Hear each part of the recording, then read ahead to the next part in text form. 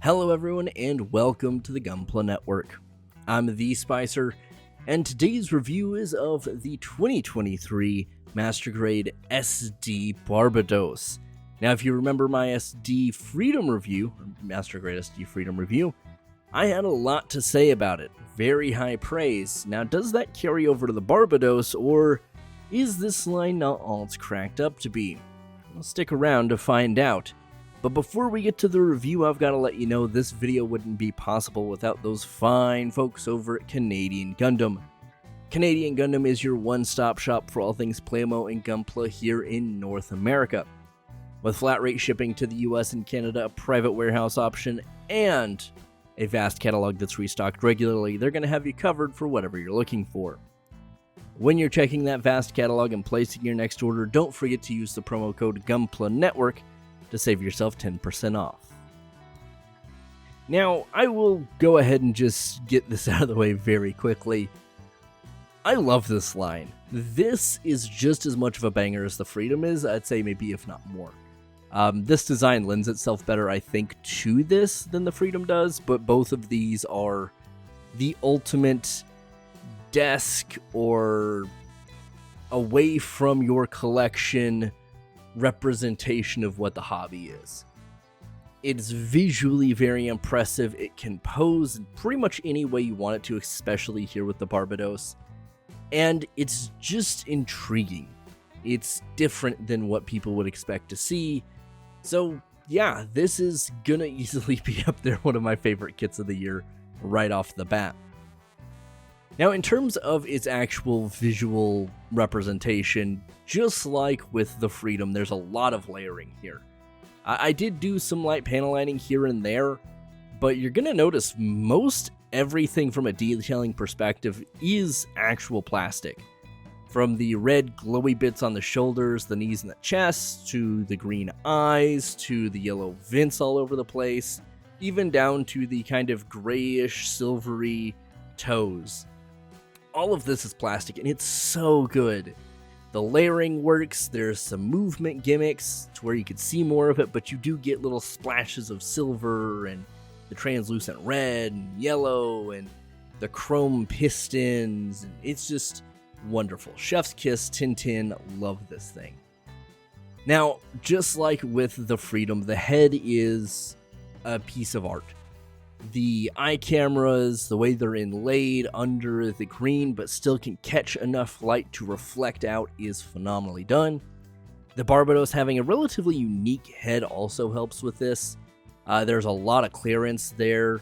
The faceplate doesn't get too much in the way. There's not too much overhang. There's not a lot under the eyes, so it is very open to let that light in. The fins on the side of the head work really well. The red little tip on the chin works great. The V-fin, it's just really well done. And you have some pistons in the neck as well, to where you can actually see them when it moves. That's an engineering thing I get, but visually it's also very impressive that it's two different pieces of plastic. Moving down to the chest and the shoulders, everything is as you'd expect it would be. I would say the one complaint visually I have, and I don't even know that it's really with this, the SD proportions do make the shoulders feel just a bit huge. It's not too bad, honestly. I got used to it very quickly. They move out of the way, but it's just, for this design, the fourth form of the Barbatos is going to have big shoulders. And the legs, I actually think the legs work really well here. Even in this proportioning, I think it does work quite well. Now, in terms of poseability, you have a lot of range here. You can get Barbatos down at a kneeling pose very easily, and it looks convincing. You don't have to move the waist around too much. You don't have to really over-pose this to get it down in this pose. It actually is relatively easy and straightforward. The mace, a little bit different because the actual holding pegs are in a little bit more of a dynamic positioning, so you kind of just have to loosely hold it here. But this is a thing they advertise on the box that you're able to do, and yeah, you're able to do it relatively easily.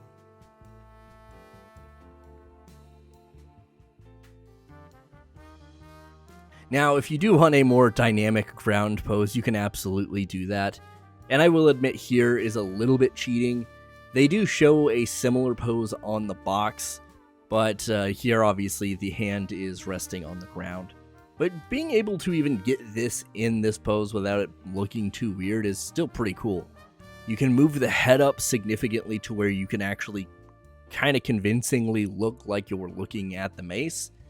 The arms, being as short as they are, still are able to extend quite a bit. The shoulders, like I said, move out of the way for like so much large real estate stuff with the shoulders and the head being so close. They move out of each other's way relatively easily. Like, I didn't have a lot of issues with them banging into each other.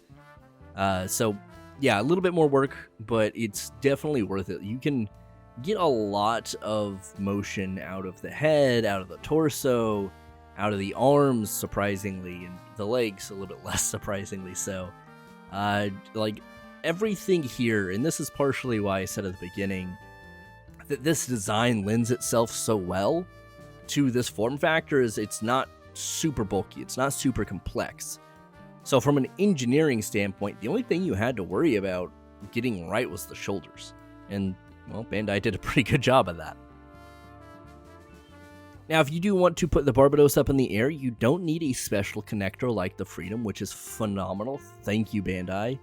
That was irritating. Stop trying to sell me action-based 5s. Any 3mm peg stand works with this. The holes down there in the bottom of the torso, or the waist rather. So yeah, you can do that. And here's like your great example of not only being able to move the arms around the big head, but getting to see the pistons in the torso move and work is just so satisfying. Like, the planning, the engineering works so well in these. And yeah, maybe this is not going to be the premier line for Bandai in the future, but this is one I think we're going to see, like, every version of these that come out are going to be bangers. We're probably just not going to get them super often. The legs move fine on the stand. Like I said, they're not super bulky, so you don't have to worry about kicking the stand too much. The skirting arm, the side skirts and the front skirts and the back skirts all move, so you can get them out of the way if you need to. Really, the hardest thing I had in this particular pose was trying to get the other hand up and gripping the mace, but it really wasn't as bad as you'd expect with those bulky shoulders.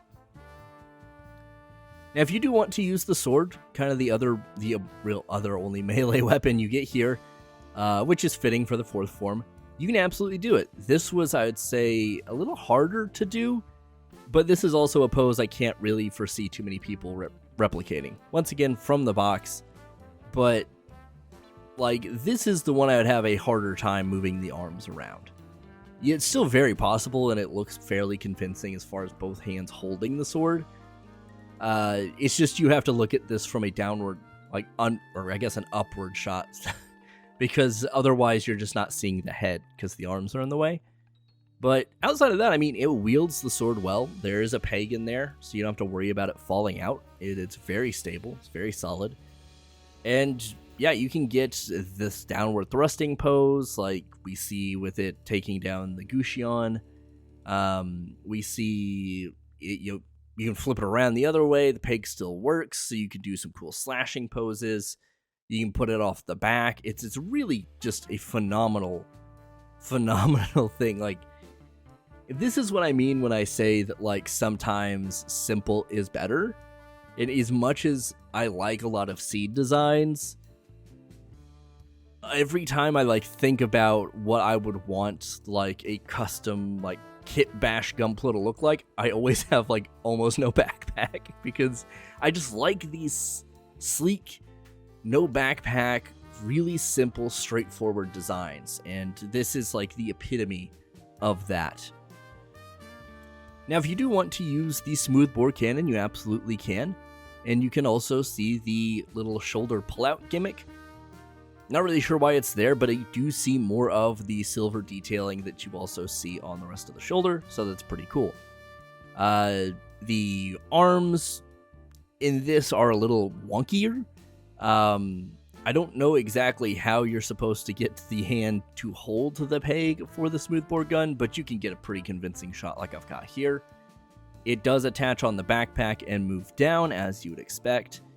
And yeah, it's really solid. Like, the gun mechanisms work, the handle moves, the barrel of the cannon moves like we saw earlier. You have the storage mode. I would say the backpack is the one place I had some fitting issues. It's not horrible, but you do have like some gapping here and there on the removable parts like this, the, I guess, movable container bits. So kind of watch out for that. And that could also be just me trying not to push them in too hard, because I do want to be able to move them around. Because this is ultimately a kit that I will probably find myself bringing off the shelf to mess with. It was just, this is one of the reviews that was easier to make, largely because there wasn't a point I really got frustrated posing this around. Like, it was pretty fluid, nothing fell off of it, nothing was super difficult to move. Even some of the more complicated posing was still relatively easy by comparison to, like, the Freedom. So yeah, this is just, yeah, love this thing. Simple's the way to go sometimes. Now, if you want to put it back on the ground and look a little menacing, you can keep those shoulders splayed out for just a little bit more width, I guess. And you can have the melee weapon coming off the back as well, like we see here. You can absolutely grip the handle. Now, as far as getting the peg into the hand, a little more difficult. But you can absolutely do this with the sword and the mace. You do have connection bits for both, which is pretty nice. And yeah, stable, solid footing. You have a lot of movement in the forward portion of the foot. You have a lot of movement in the legs and the knees and the waist. So you can get it on the ground very stably, very kind of widespread stance, kind of like aggressive. And not only is the head a great selling piece for this, but the hands do so much work in selling that really aggressive nature of the Barbatos. And like, the hands are just some of the best, like, design out there as far as Gundam hands go.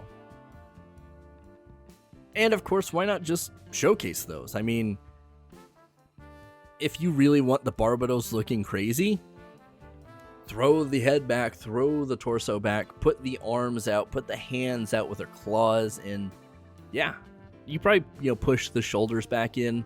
But if you want like kind of a full burst going crazy mode, I think that helps sell that effect. And it just looked like every bit of this kit works the way I wanted it to. There was not a time where I was like, I really wish this would move this way or this would move that way. Yeah, I mean, the only thing I'd say is maybe the forearms being a bit longer would be cool, but I get for the SDification of it, you don't have much of a choice. So is this better than the Freedom?